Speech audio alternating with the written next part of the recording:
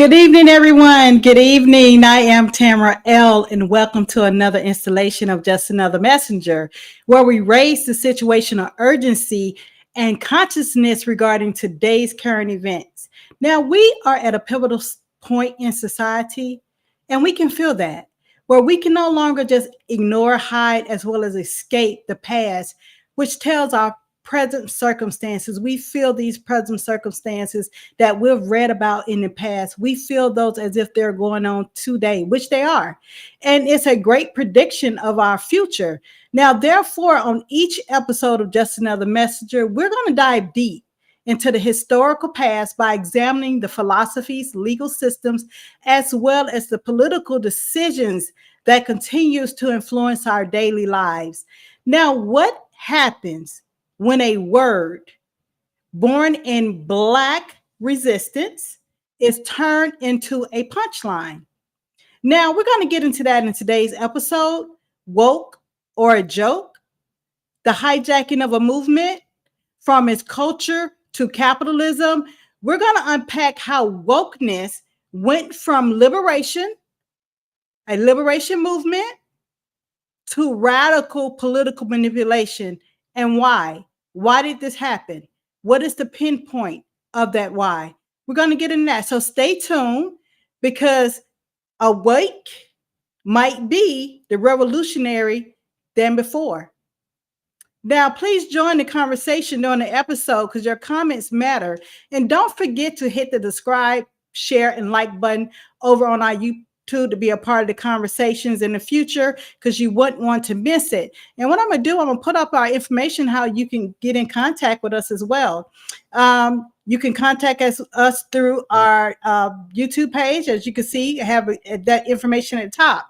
We're at Just Another Messenger. Also, we're on X at jam_404 podcast, as well as our email address. If you or someone you know would like to be a part of the show, we haven't opened that up yet, but we like to start collecting names and information so we can start doing that. You can send a friendly email to justanothermessengerpodcast@gmail.com. And please, thank you from the past, thank you today, and thank you in the future for your support of this show as we continue to grow and pump out new things. We're working on that digital news outlet. We work on our newspaper outlet through Substack. So we're building we have a new fan base. We're building that out. So we're doing some things to not just bombard you with social distractions, but to have this become part of your education, educational body of work. Okay, so that's what this is for. Become a part of your educational body of work. And you can do that by supporting us through our Cash App at $Just Another Messenger. And also, if you forget about our Cash App, we have our website up at justanothermessenger.com. You can go on there. You can click on books and merchandise to purchase, and I'll show you the books that we have up in our ebook. We're still waiting for the hard books to come back in. So that information, let's see who we have in the building today. All right, Islam Noble, Islam Malik Day, thank you for tuning in. And we have all the other people as well. Please put your information there. Give a shout out. Please let me know that you're here. And we're going to get into this today. Now, if you're over on my personal Facebook page, please put a comment on there as well, because I do check those comments just to make sure. Hey, Tamara, you're doing a great job. Thank you. All right. Like I said, that's the information we have for you. Now, let's go ahead and just click out real quick, and then we're going to come back and get started. All right.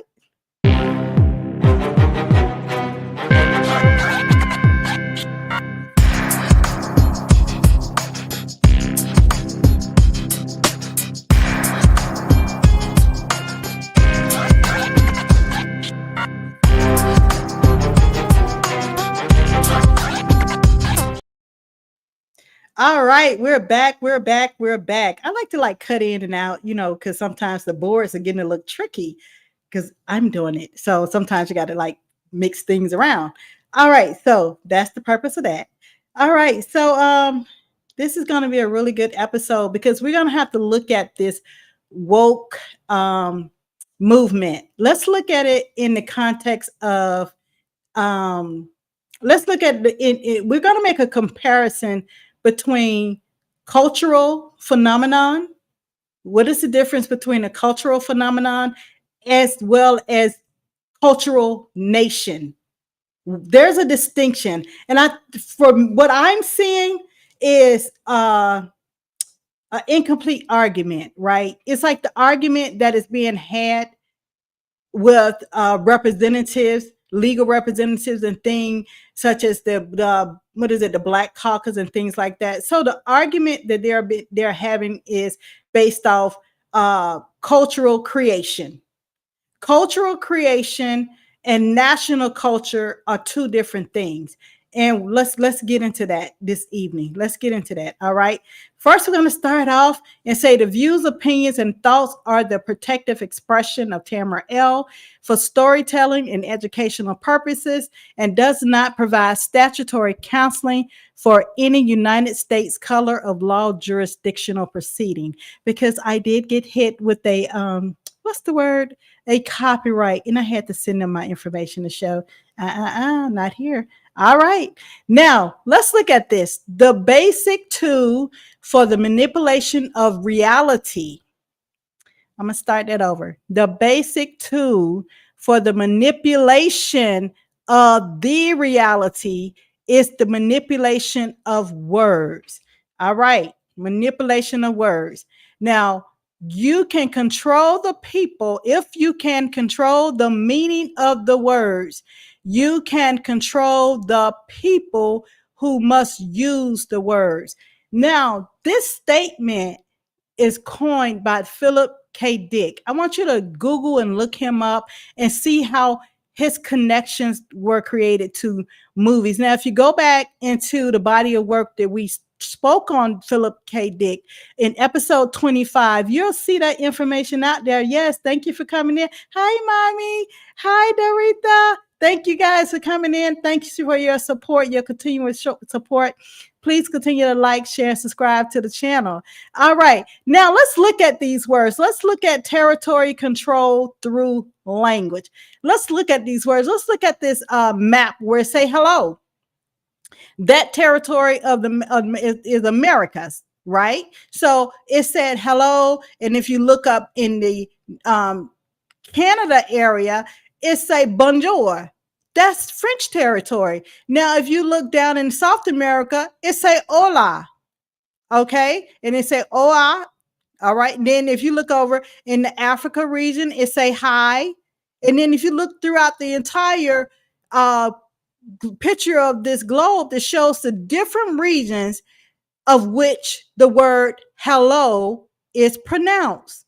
Now we're dealing with language and we're dealing with nation. And we're going to get into the understanding of that. We're going to get into the understanding of all that regarding language and nation. So this is territory control through the language. All right. So let's look at this Indo-European language tree. This is like a class that was through Academy of Providence, in which I'm in the process of restoring the class back, etymology class as well as grammar. I'm in the process of restoring those class back because it's very important, because linguistics, language, and grammar, those are the killers of the society. That's what getting everyone trapped up. Legalese, grammar, language, that is the Achilles heel of the oppression. So let's look at the Proto-Indo-European root. Now, we're not going to look all through here, but I want to just show you now. There's two types. I want you to look right here where it says Cetium language, which is part 2. All right. And then we're going to look in this Cetium. There's C and Cetium, right? There's two different language tree patterns in which it travels. Now, if you look at the italics, and then if you contrast that against the Hellenistics, right? Now, I want you to just go over here to the area where say Latin, and you're going to go down that tree and look at the Latin language. What comes through the Latin root? All right. Castilian, French, Italian, Portuguese, Romanian, Spanish, Galician. All right. Now, If you look at the back, if we're going from left to right, Anatolian, Hittite. So these are like Sanskrit language by itself. All right. Now, if you look at the next tree over, the next branch over, and it gets into the Dramatic, which is the Slavic. And we talked about the last episode, we talked about the meaning of the etymology of the who are the Slavs, who are the slaves, who is the Slavic. This is Germanic tribe, and this is the language in which the English language bears from. So it goes from Low German, High German, Old Dutch, and from the Dutch, it goes to Dutch, Finnish, Africans, Afrikaans, catch the connection with the K-A-A-N from the Dutch. Remember, we said those are the Dutch those are the descendants of the Dutch that over in South Africa that were coming to America. Those are not Afrikaans, they are Afrikaans from the descendants of the Dutch. Now, if you look at modern Low German, you're going to look at Finnish and you look at English. Right there. English from the Slavics, from the Germanic, from West German, Low German, modern Low German, Finnish, and English. That is the language label. This is the controlling of the language of the nation through the language. Yes. Let's see what it. Yeah, thank you very much. Now we're going to get into language as a nation foundation, right? Nations emerge not just through borders or armies, but through a common tongue. What is your mother's tongue? Germany became unified in part due to Luther's Bible in German, standardizing a shared cultural linguistic identity. France enforced Parisian French over regional dialects to forge national unity.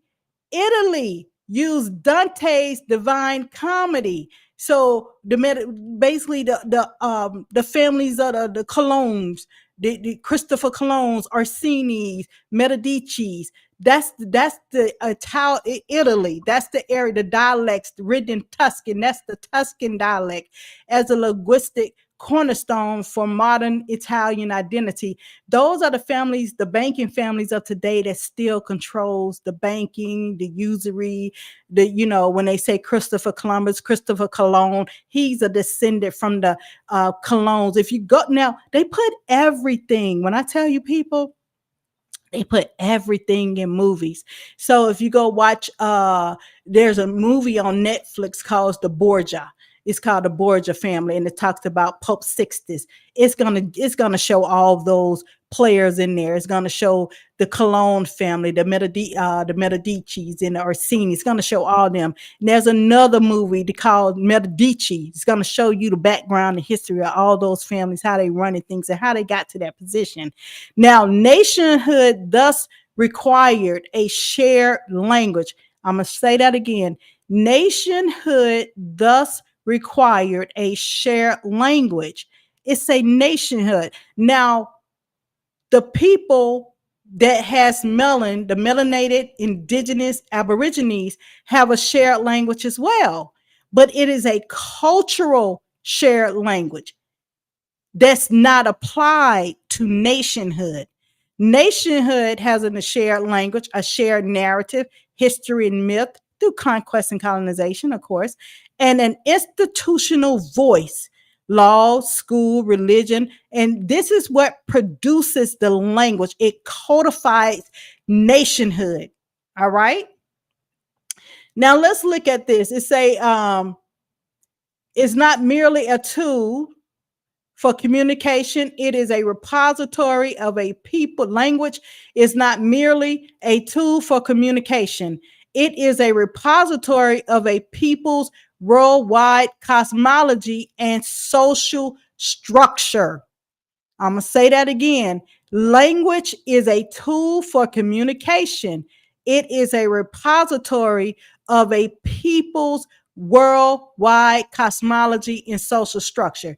I'm gonna give you another movie. Write this down, people. Get your pens and paper, laptop pens, and all that good stuff. There's another movie I want you to look up, and it's on Netflix as well. They got to always tell you what's going on. This movie is called Professor and the Madman, and in that movie, it talks about language, the etymology of language, the archaic languages, how the languages are being what is called morphology, how they're morphed and changed over time through the changing of the guards of the different nations.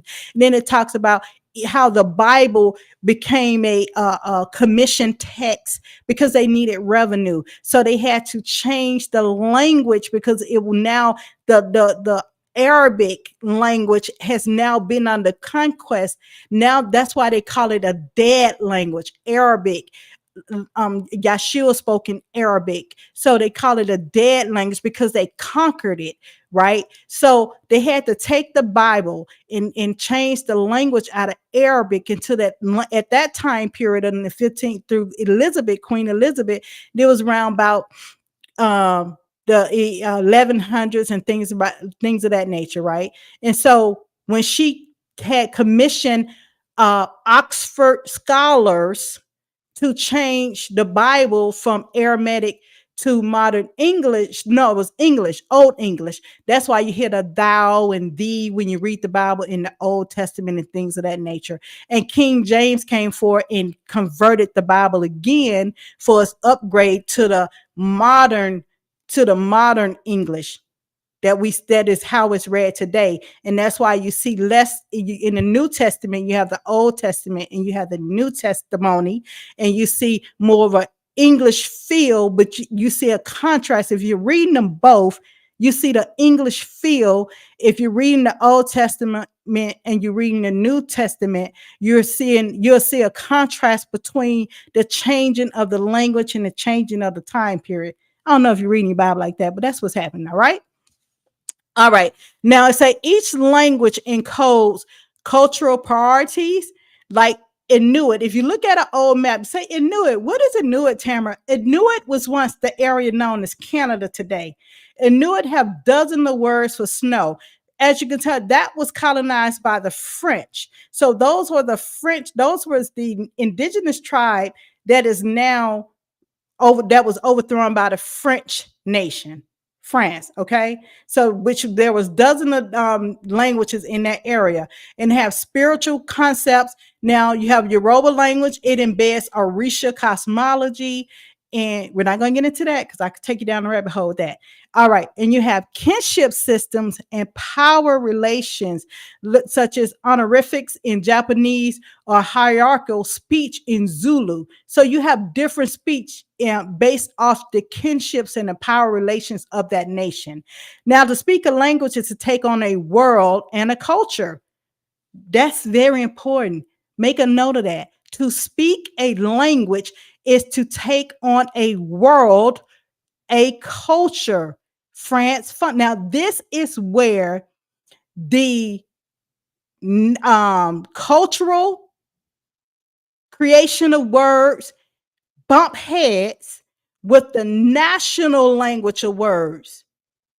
Make a note of that because you're going to see it. Now, when a people lose their language, they don't just lose vocabulary. They lose access to ancestral memory and the ability to define reality on their own terms. All right. Are you here? Please let me know you're feeling it. I need to get some likes up on here. Make sure y'all hitting that like button on over on the page. Make sure you're get involved. I'm gonna need you to get involved to keep my spirits up because I spend a lot of time studying, y'all. I need y'all to help keep me up so I can keep going. All right, so get those like buttons. Now let's look at how language is an instrument of control, right? It's an instrument of control through forced education in the colonizer's language. So we're talking about colonialism and language. Let's look how language is an instrument of control, division by classifying tribes or ethnic groups via table labels, And what are the table labels that we're talking about? We're talking about black, Negro, colored, African American, Indian, all that. That's division. That is taking people away from their mother's nativity.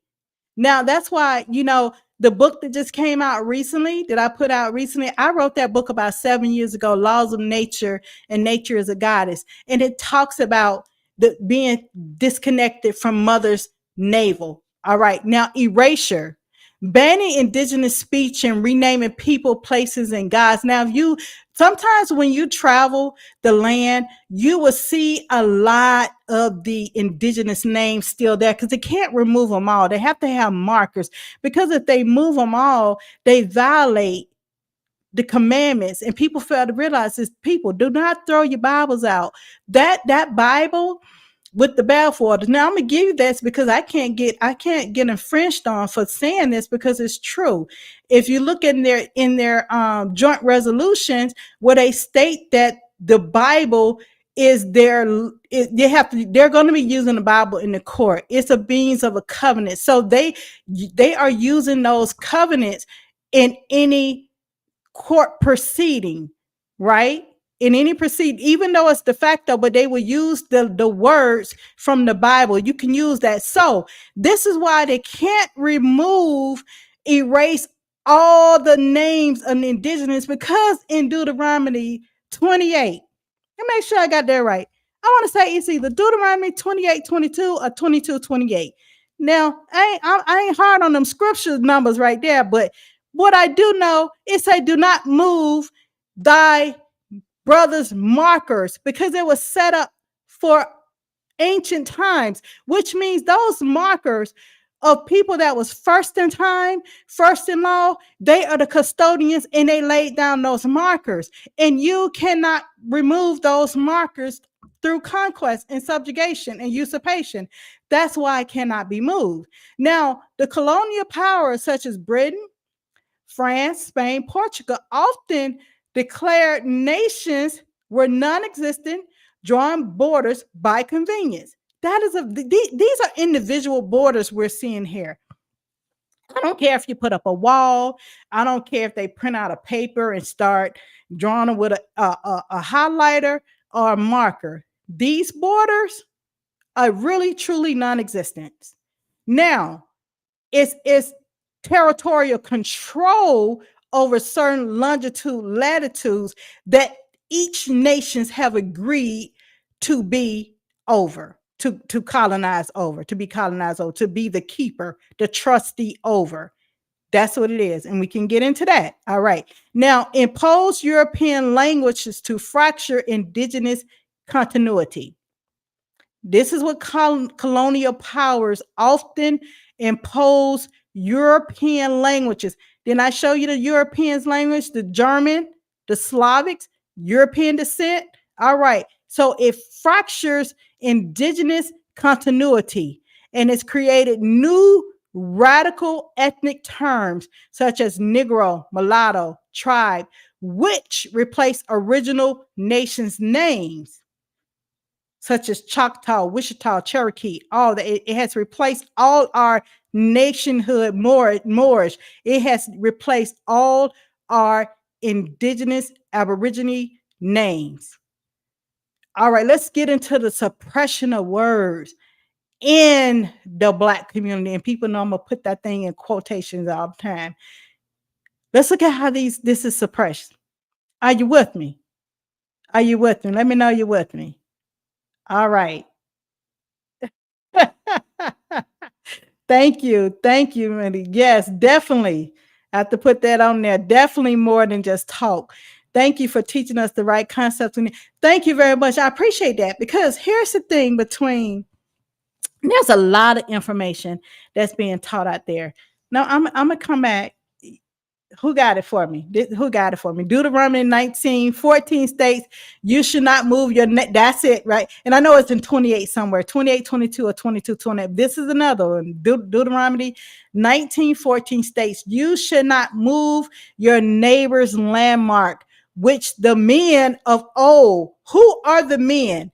Men is another. It's a short version for humanity, the human of old have set in your inheritance that you are to inherit in the land that the Lord your God is giving you to. So that's why they can't move those markers. That's why those markers can't be moved. Only thing they can move is your mental understanding of who you are. And then you get to a point where you just start agreeing with that. I'm black and I'm proud. Okay, that's what happens. You agree to it. You agree to your own subjugation. That's what happens over time. But we are breaking every chain, baby, on Just Another Messenger. All right, let's look at the etymology and the early usage of the word woke. The word woke is actually a past participle.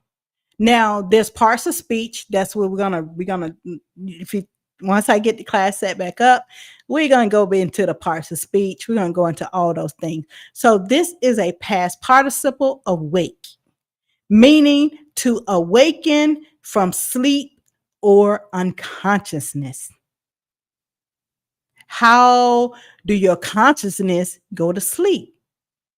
By forgetting who you are and you deluding to what someone else have given you. Losing your ancestral mind. When they say you are out of your mind, yes, our people are out of their mind. Now, in African American vernacular English, woke evolved to take on a figurative meaning, not just physical alertness, but mental, political, and spiritual awareness. The phrase stay woke became a coded warning within Black communities, a call to stay aware of racism, injustice, and systemic oppression. People, there's no such thing as a Black community. We're gonna start erasing a lot of this stuff. And that's what the being awake is about, and you're woke to your understanding.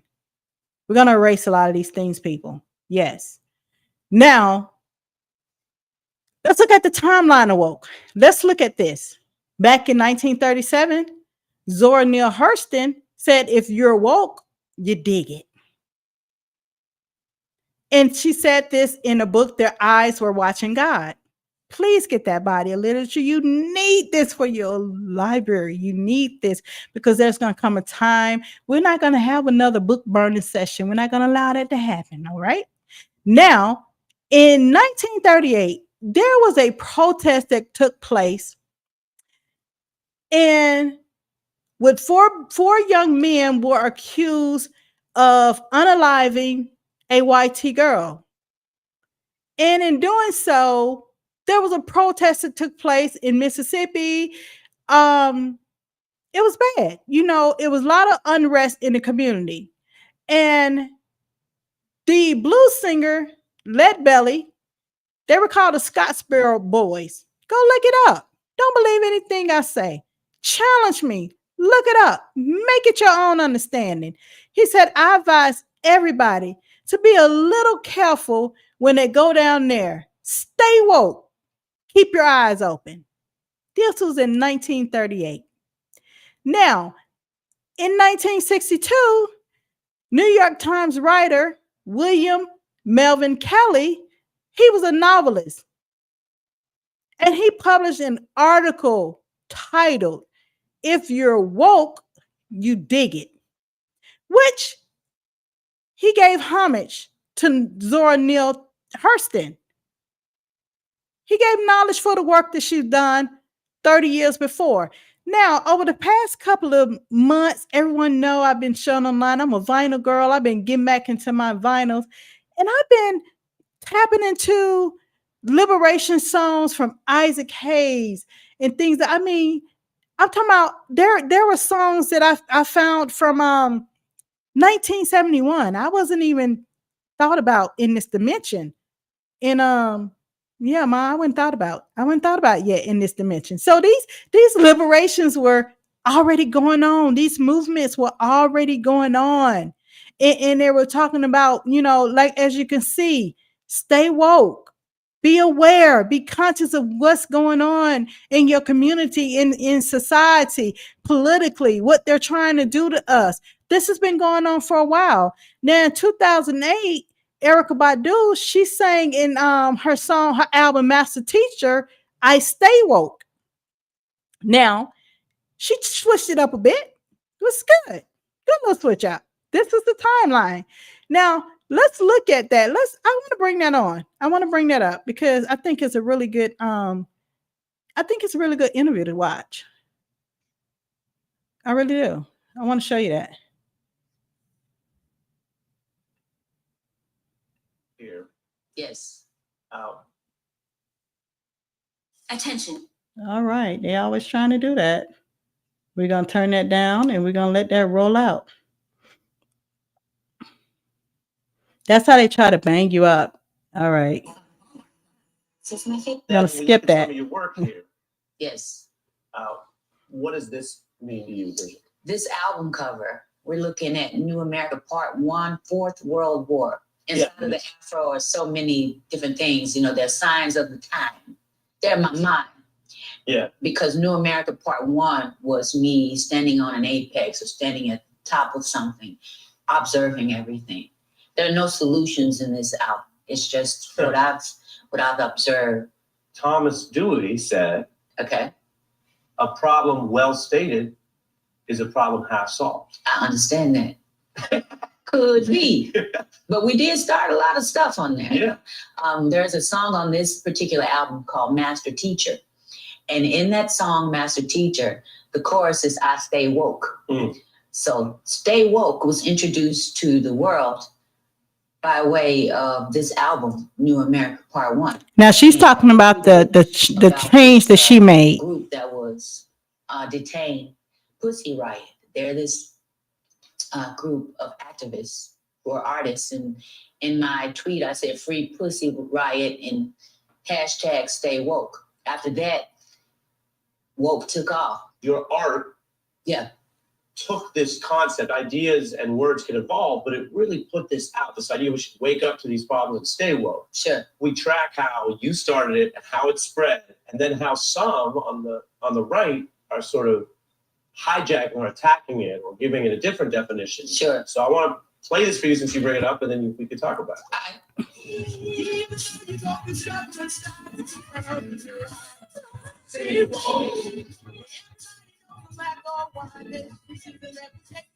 They'll try to bang me for that. We're not gonna let that. It's just urging folks to pay attention, to be alert. Wow. I want my coaches to stay woke, but I want the other coaches that's supporting us to stay woke. Woke fascism that will destroy our nation. We will never, ever surrender to the woke mob. Florida is where woke goes to die. He said woke goes to die. Yeah. Mm-hmm. It's just another way to say thug or something else, right? Yeah. And how do you feel about that? It is what it is. It doesn't belong to us anymore. And, once something goes out in the world, it takes a life of its own. It's an energy of its own. I can tell you what woke means. Please. It just means being aware, being in alignment with nature. Because if you're in alignment with that, you're aware of everything that's going on. And it's not only in the political arena. That means with your health. That means in your relationships. That means in your home. That means in your car. It means in your sleep. Wow. Yeah, so let's get back to it. So as you can see, Erica Badu was showing how she really never got into the historical element of the origin of woke, but she talked about how she you have to get it from somewhere.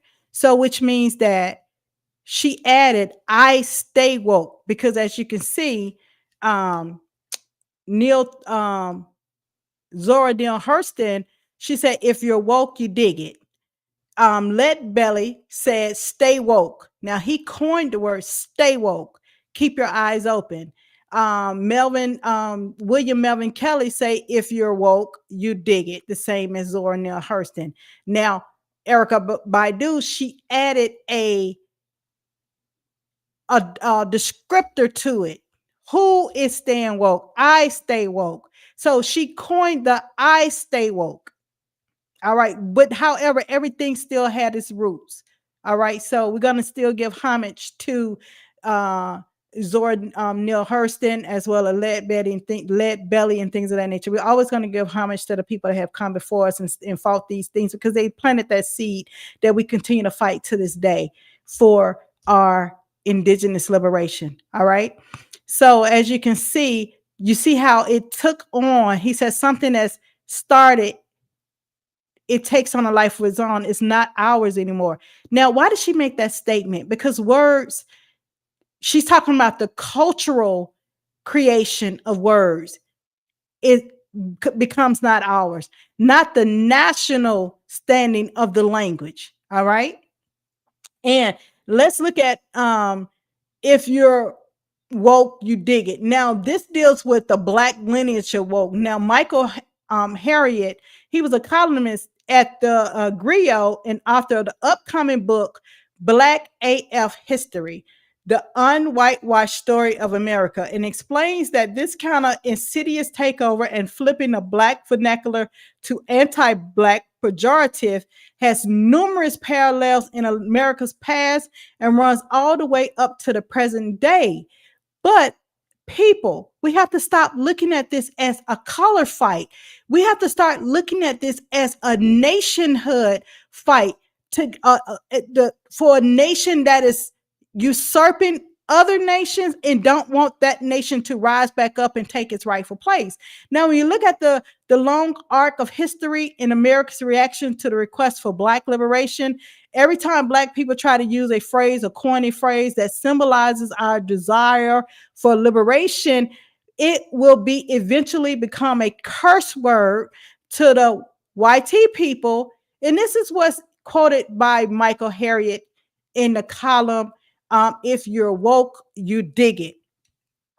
Let's look at how it goes from a movement to a weapon. As you see in the video, you saw what Trump said, we're going to eradicate. Hi, Fanny. How are you? Hello. Thank you for tuning in.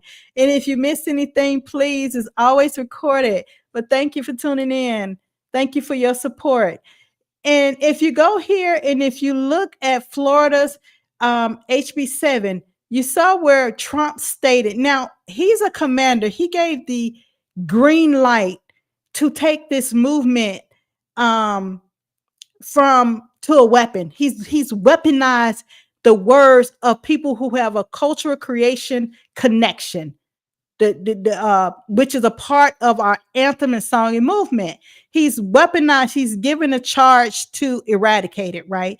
Eradicate this word because they do not want it a part of the nationhood. Remember we said language is in a nationhood? This is the fight. They're fighting for the continuation of their nationhood. And that's the part that's hidden and not said. And that's the part where our people are having incorrect arguments. It's about nationhood. Okay, people. Now, Trump said, we're going to root out this wokeness. We're going to root out this wokeness. And then Ron DeSantis said, in Florida, this is where wokeness comes to die. So, because there's a spiritual saying. There's a spiritual saying that said, a curse ran into my family until a curse ran into me. So, which means that you are the breaker of curse within your bloodline, right? When you make that bold statement, right? Now, Ron DeSantis said, okay, Trump, I'm going to take up your arms and I'm going to be the first one to be bold enough to put an act out here. And it's going to be House Bill number 7. Now, this is where you got to look at the spells, the numbers and things of that nature. I want you to start looking up, what does the number 7 mean? Now, It's a stop woke. And it's a stop wrongs against our kids and employees. Now, we all know that Ron DeSantis obviously don't understand etymology. Yes, we also understand that because he would not say kid. A kid is an animal, it's a goat. So, which means there's a problem in this education system. And employees, he's talking about the corporate employees. We talked about that last week in the emancipation where it talked about Juneteenth that said now you go from master to employees. All right. You got to look at the words. And we're going to stop woke because this cannot be a part of it can't be a part of our nation. Now, if there's a case in Florida called Purnell versus Lamb in Florida, all right? And it's a group of higher education students and educators, and they're challenging Florida's HB 7, all right, to stop that. They said that HB 7 and attacks on truth are part of a larger effort to suppress the voice, history, and political participation in Black Americans. So basically, they're making it weaponized to teach about the history, the true history of America, not the history of the United States. There's a difference, people. There's a history regarding America, and there's a history regarding the United States. They don't want that to be taught. Because once people are truly awakening their conscience to the understanding of who they are. And let's look at this. Yeah. Let's look at this. Let's put this on here. Public Law 97-280. Yeah, I said 92. 97. I went far. All right. And it's October the 4th, 1992, where the Bible is the rock in which the republic rests. So anytime you have any type of court proceeding and you just want to throw in some covenants, go to your Bible. And a lot of where the covenants at, Tamara, they're in Deuteronomy, they're in Leviticus, because that's where the lawmakers, it's in Leviticus. So you have a lot of laws in there in which, deals with taxation, deal with trust and equity. You have a lot of laws in there. Use them. All right. Now let's look at, and this is why Ron DeSantis was saying this right here. Stop wrongs against our kids and employees. What are they holding? What is being held up? This is what Ron DeSantis has to keep alive. He has to keep the General Education Board mission of 1913. They have to keep this alive. And this is what it reads. It said, in our dream, this is Rockefeller. This is Rockefeller and Frederick T. Gates. They structured this philosophy of the General Education Board, GED, which is trash. All right. And it say, in our dream, we have limitless resources, and the people yield themselves with perfect docility to our molded hand. I'm not going to give away what the word docility means. Go look it up. Google it. Like my mom say, what you say, Mom? You say, Google it. It say the present educational conventions fade from their minds and unhampered by tradition. We had traditions already on the land. It say, but we will work our own goodwill upon a grateful and responsive rural folks. This is what we're not going to do. We should not try to make these people or any of their children into philosophers of men of learning or men of science. We have not to raise up from them authors, editors, poets, or men of letters. We should not search for embryos' greatest artists, painters, musicians, nor lawyers, doctors, preachers, politicians, statements of whom we have an ample supply. We already got our nation. We already got that in our nation. Our children. We already didn't pack this. We didn't pack this territory, this land up with that. We don't need that from you. We have an ample supply. He said, let me tell you what this task going to be. The task that we set before ourselves is very, very simple, as well as a very beautiful scheme.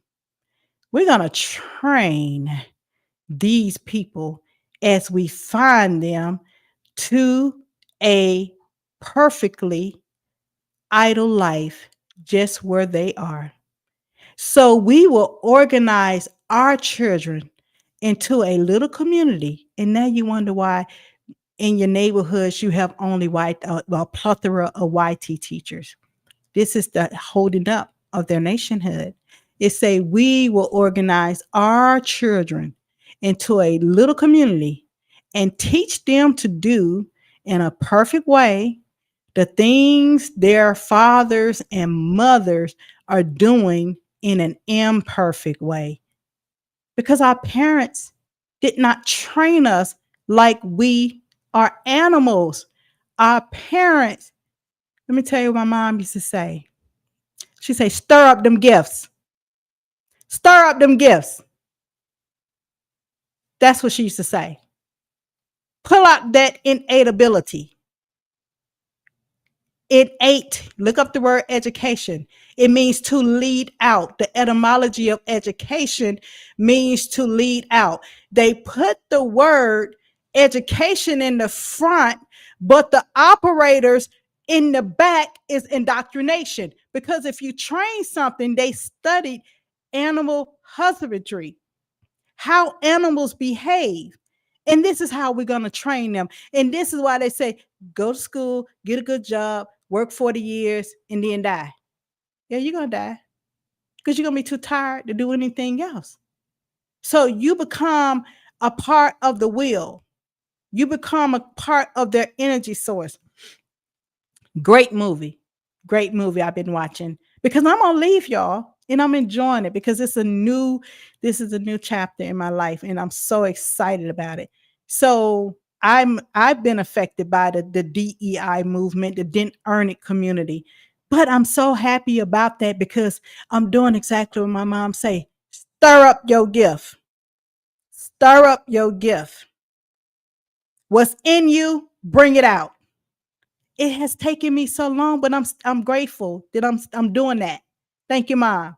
All right. And it say in the homes and the shops or on the farm. Our parents did not train us. They stirred up our gifts. And that's what we all must do. So as you can see, they did not, and do not want the people that are labeled Black, Negro, Colored, African American to interject any type of language into their nationhood. It's not a part of their vernacular. And that's why Hillary said, yeah, the joke's on us. This is a joke. This is a joke. We gonna play with this a little bit. We gonna play with this. What's the joke? What do you think is a joke? Because the title is called Woke or a Joke. What do you think the joke is? What do you think the joke is? I'm gonna give it a minute. You tell me, what do you think the joke is? Write it down. We're gonna put it on the board. We're gonna give it a minute. What do you think the joke is? What do you think it is? We're gonna see. We're gonna see. I'm gonna give it a little minute. I mean, we just gotta play with this for a second. What do you think the joke is? We're gonna play with that. Let's do that. Do anyone know? Can we get some takers? Do you think you know what it is? What is the joke? What is the joke that we're dealing with? We're almost done. Like I said, I like to keep you at an hour. So because I know our minds sometimes may get a little restless. Yeah. So thank you, Gwendolyn. Thank you for your donation contribution. Thank you very much. Trust me, all donations goes back into the body of work that is being done. I thank you for your donations. Yes. Yeah, let's look at what the joke. We're gonna look at let's look at the joke. But let's look at the joke. All right, this is a joke. What is a Black nation? You think you're a Black nation? You think you are a Black nation? That is the joke. You think Black is a nation. That is the joke. The joke is on you. Black is a color in a crayon box. It's not a country on the map. Just think about it. You have never went to an airplane. You have never drove across the border lines or anything like that. And like you never seen a plane ticket that says "Welcome to the Republic of Black." You never heard that. So when these scholars say Kemet mean black, Kemet mean black, let's look at that, because the word BLACK was not even a part of the structural words until the 1500. So BLACK cannot apply to an iniquity, because the BLACK did not come into existence until around about the 1500s. Look it up. Do not believe me. Look it up.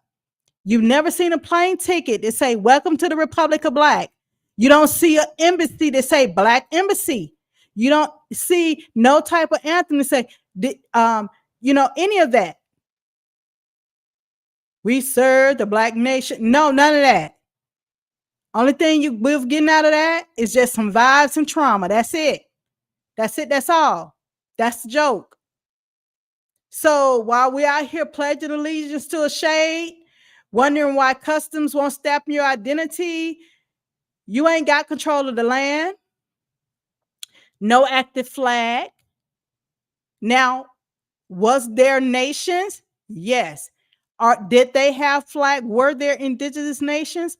Yes. Did those indigenous Aborigine nations have flags? Yes. Because they're laid down, but that doesn't mean they don't exist. They're laid down because you refuse to be who you are and pick it up and wave it. No language. Black language. There's no such thing as black language. No such thing.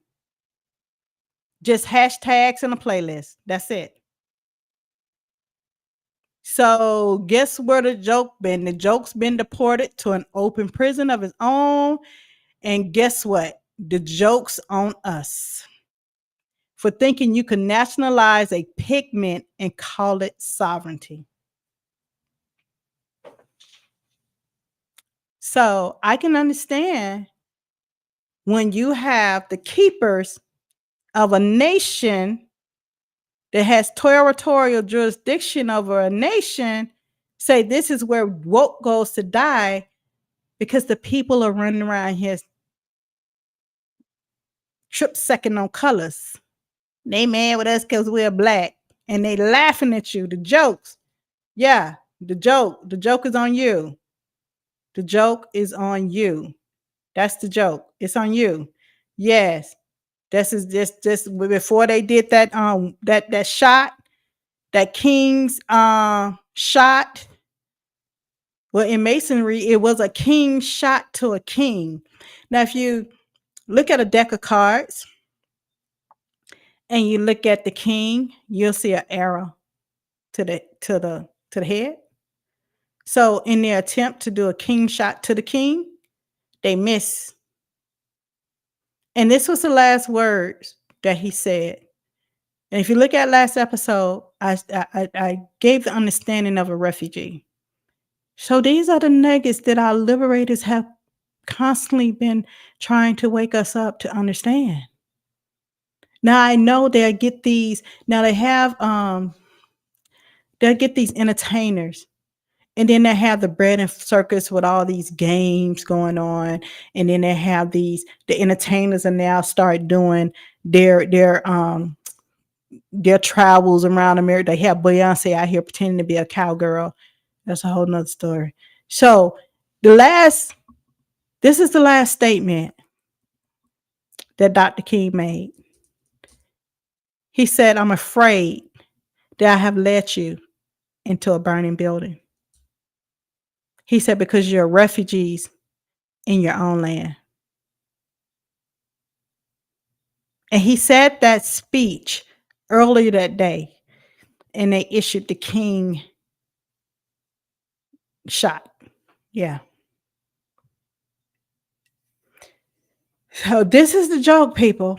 This is the joke.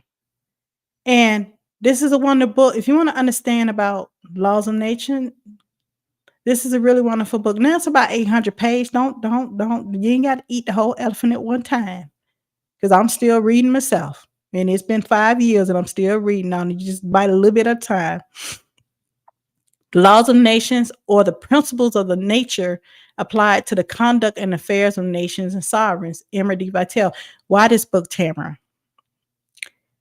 Because this is the same, this gentleman, he's actually an emeritus. If you look at the history of him, I wish I had the book over here with me. I left it on the desk. Sorry, y'all. So if you look at the preface of this book, you'll see his background.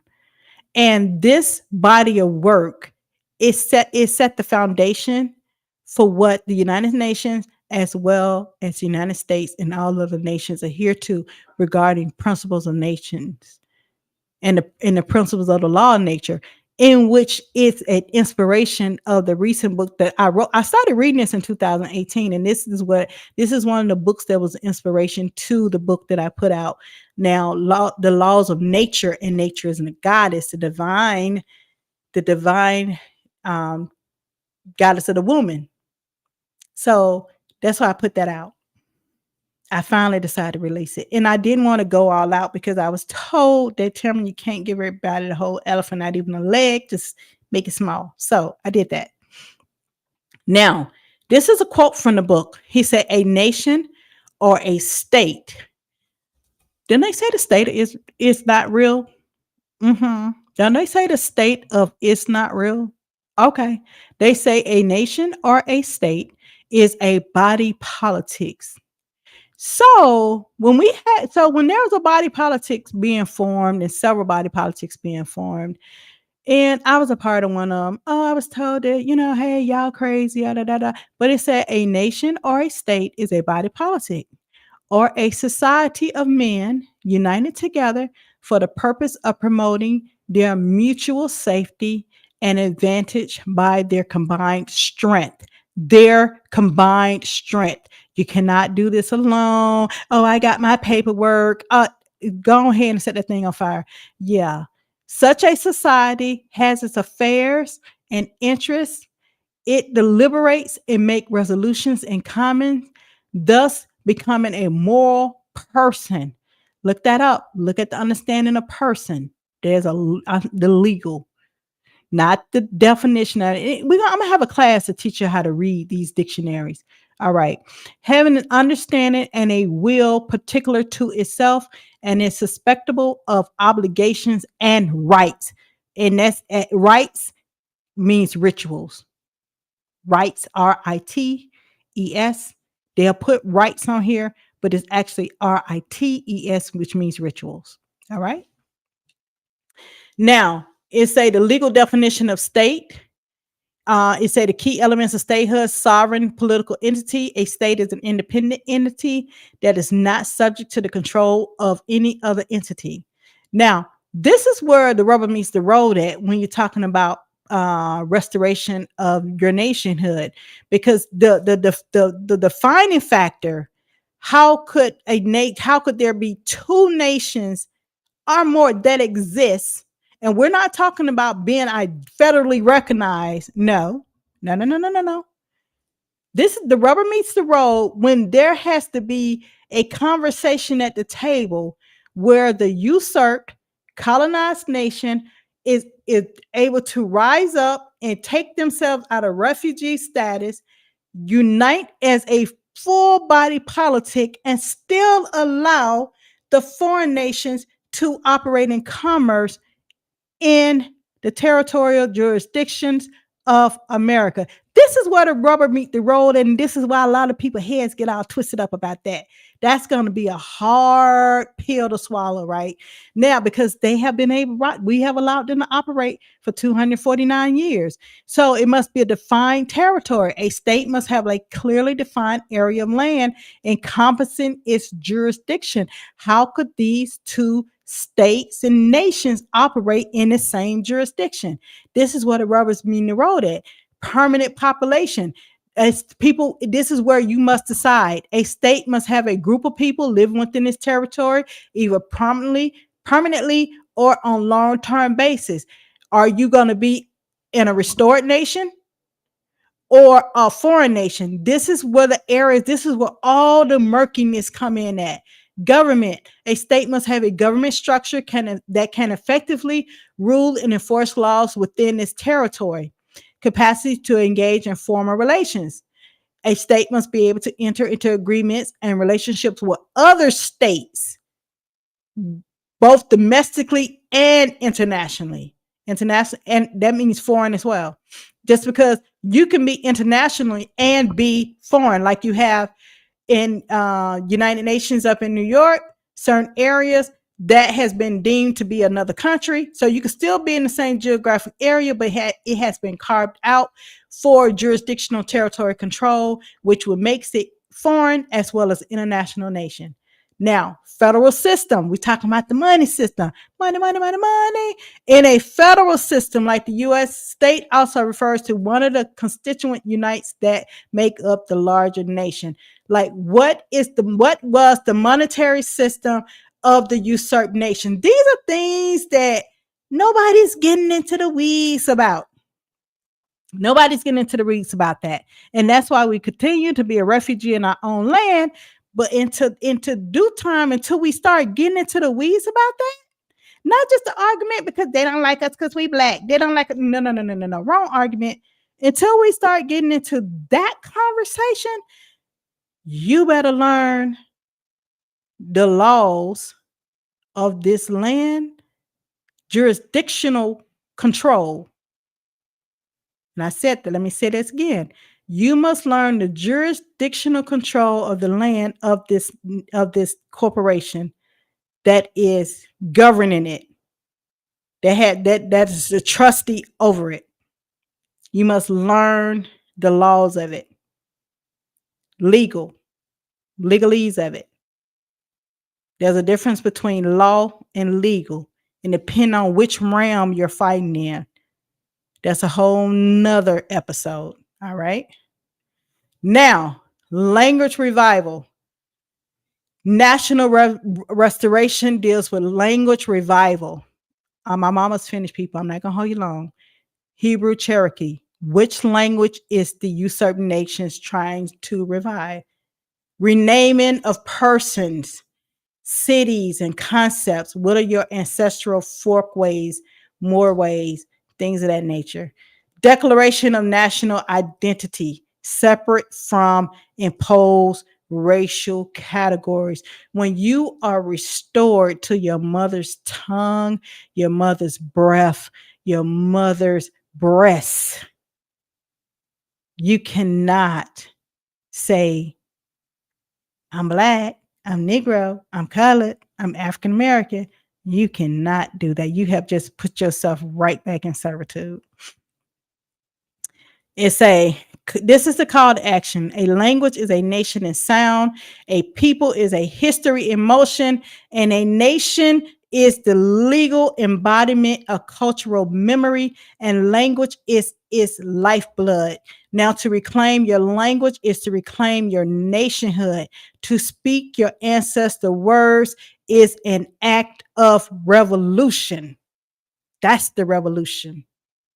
And that's why it's not televised, because it starts in your mind. It starts with you going inwardly and doing the work to find out who you are.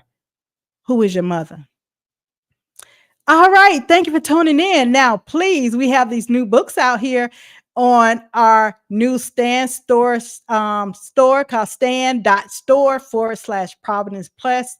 Please shop now. These are ebooks. We're still working on the hard book. We have Sacred Selfishness, The Art of Loving Without Losing Yourself. We also have a workbook journal called Life Little Lessons Journal. Now, this book is rooted into that inner work that must be done. Looking at that man in the mirror. That's one thing I love about that song. I was speaking to someone and they was like, you know what? I love that song, Man in the Mirror. And I was like, I do too. And they was like, one of the things that Michael Jackson said, I'm starting with the man in the mirror. I'm starting to make a change If you want to make the world a better place, you must look at yourself and make that change. So that's what sacred selfishness is about. It starts with you. Now, the living word is dealing with the journey into etymology in the map of the mouth. We talk about mouth placement, articulation, why words come from certain places in the mouth, the changing of words as words have changed throughout the language label. You'll see that. And I'm gonna do a class on that. And a new book called Laws of Nature, and Nature is a Goddess. I think you're gonna love chapter 1. It's called Do Not Fear Lucifer, Grand Rising Mother. I'm telling you, this is some good information, y'all. Go get your book. The costs are great. The cost is minimum. Go get your book. It downloads directly to your email address. And don't forget to tune in every Tuesday, 8 p.m. Eastern Standard Time. Like I said, we're not monetizing on YouTube. We have not built up to that. So continue to support the channel through our Cash App at $ Just Another Messenger. And if you are someone you know that like to be a part of the show, keep in mind it has to be more than just talk. And we're not talking about gossip. Tell them to send a friendly email to justanothermessengerpodcast@gmail.com. I thank you for tuning in. I bid you a farewell and have a good evening.